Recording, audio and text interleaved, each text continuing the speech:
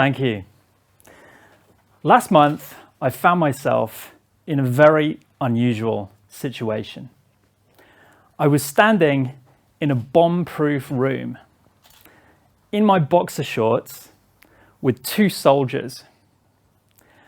One of them was speaking to me in a language I don't understand, and the other one was carrying a massive machine gun.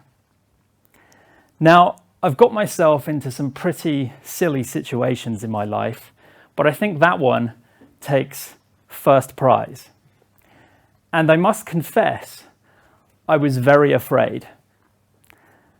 The most afraid I've been in a long time, until I stepped on this stage a few moments ago, that is. Now, I'm joking, of course. You guys don't have guns, and you don't seem very dangerous. But there is a serious point there. Research suggests that public speaking is actually our number one fear, and that death is actually number two. The comedian Jerry Seinfeld suggested that if that's true, at a funeral, the person who's giving the eulogy would rather be in the box. Now today, I want to talk to you about fear and the role that fear plays in decision making and some of the things that I learned on a recent trip. And I'm going to come back and tell you how I ended up in that bomb-proof room a little bit later. But for now, let me just focus on my trip. I went somewhere that I'm pretty sure none of you have ever been to.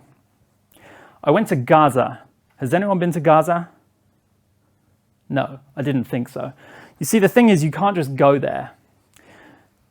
Gaza is cut off from the rest of the world. I'm not going to go into all the reasons why, because it's very complicated, and this is not the time or the place. The thing that you need to know is that to get in, you have to get past a very heavily fortified border, and to do that, you need a special permit. So why did I go there? Well, I went there for two reasons. The first reason I went there was that Gaza, although it is cut off from the rest of the world, it has a startup scene.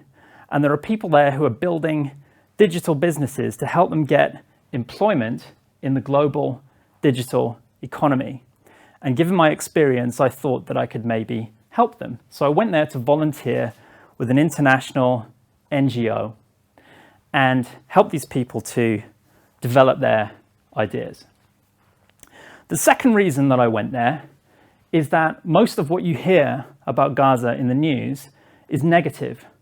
War, terrorism, kidnappings, airstrikes, rocket attacks. And I was pretty sure that the reality on the ground was more complicated and interesting than that.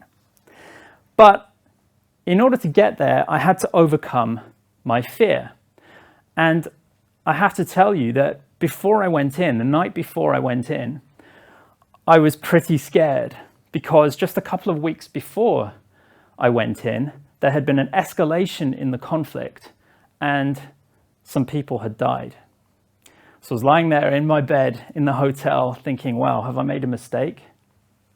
But anyway, I did go in with some other volunteers, and as we were driving towards the border, we saw the huge wall in front of us, and it was pretty intimidating. I was thinking, oh, well, it's too late now, we're going in. And so we did go in. And the process of going in is quite long. You have to pass through heavy security, and you have to go through 3 different checkpoints.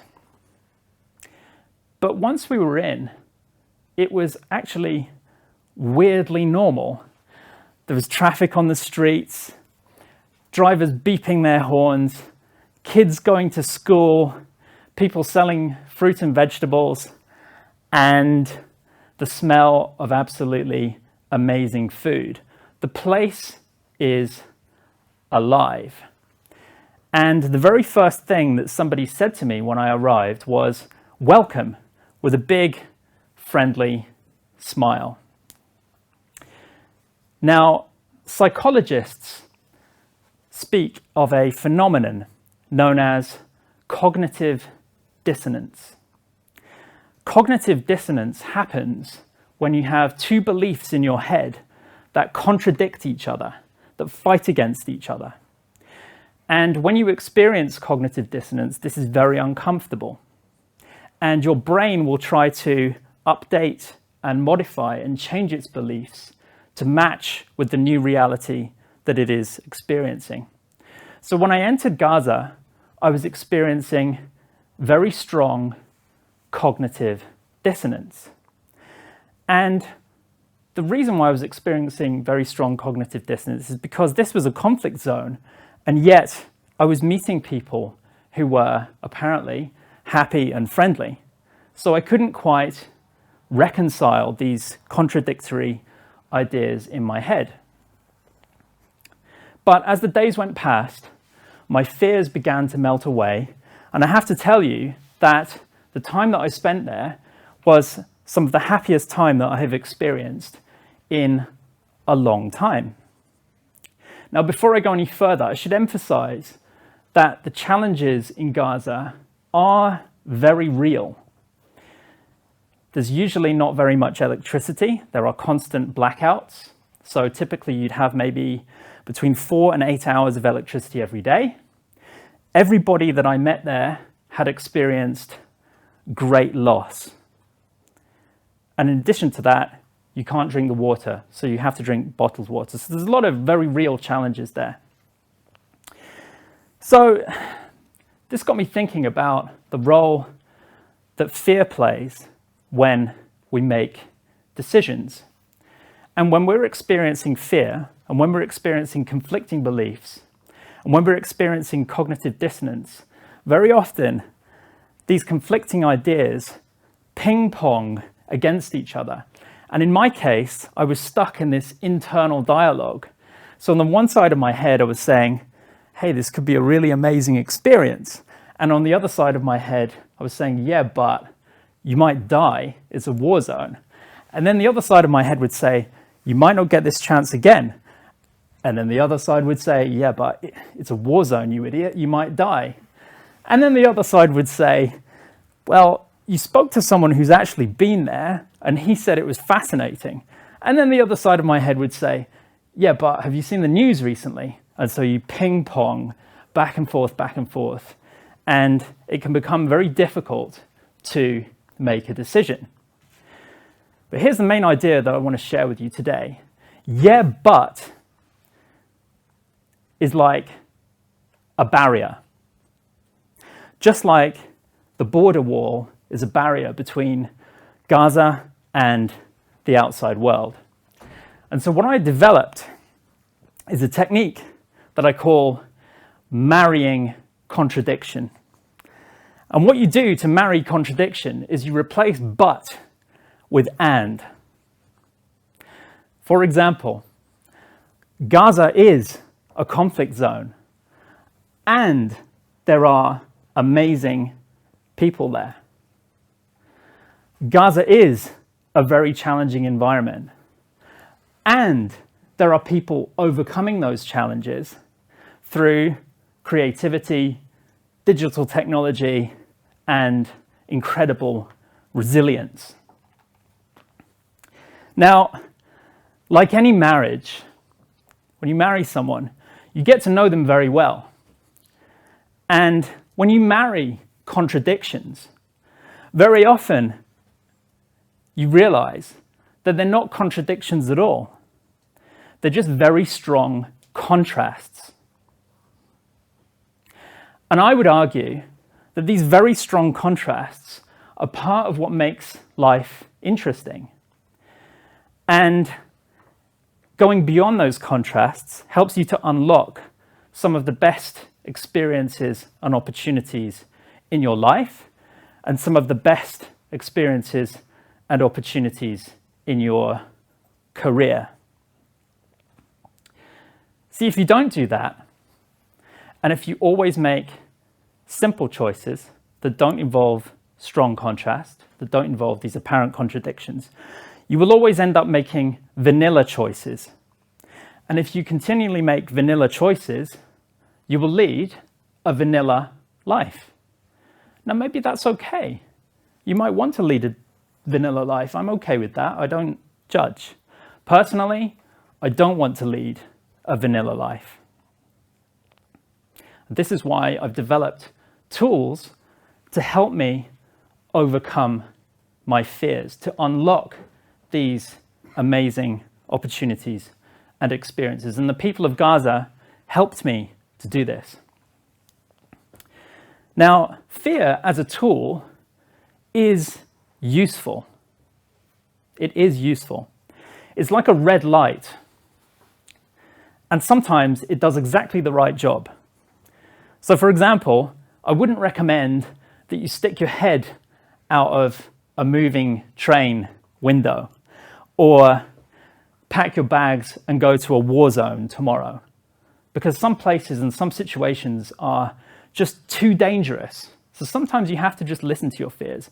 But reality and the choices that we make are often more complex and ambiguous. So we have to update our tools so that we can navigate these more complex situations, these more complex decisions.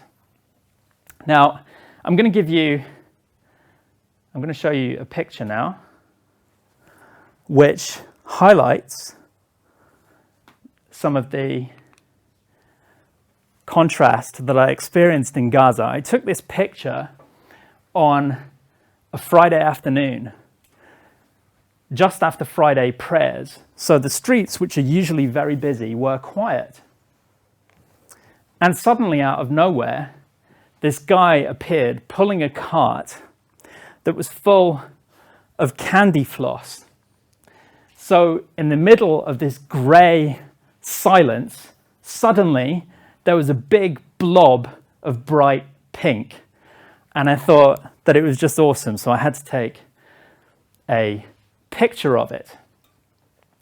Now, I know that you guys are probably not going to go to Gaza anytime soon, but I want to give you a little bit of training in marrying contradictions. So this is what we're going to do. One side of the room is going to say a negative word, and the other side of the room is going to say a positive word, okay? So this side of the room, your word is suffering, okay? Everybody? Suffering. This side of the room, your word is happiness. Happiness. Suffering. Happiness. Happiness. Suffering. And now we're going to marry them together. Happiness and suffering. Happiness and suffering. Swap them round. Suffering and happiness. Suffering and happiness. Happiness and suffering. Very good. Let's try another one. Undrinkable water. Undrinkable water. Amazing food. Amazing food. Now together. Undrinkable water. Amazing food. Everyone together. Undrinkable water and amazing food. So you've just started to train your brain to embrace contradiction. And this will help you to move past some of the difficult and challenging decisions that you make in life. So let's bring things full circle, because I know some of you are probably wondering how I ended up in the bomb-proof room in my boxer shorts. Well, when I was finished in Gaza, I had to go back through these 3 checkpoints. And they wanted to check that I wasn't dangerous. Yes, I was scared. And I understand why they did it. And given the choice, I would go through exactly the same experience all over again, because if I didn't, I never would have had this amazing experience. And chances are I wouldn't be standing here in front of all of you today, sharing this powerful lesson. So I'd like to leave you with one thought. Let's embrace and marry contradiction and make life less vanilla for everyone. Thank you.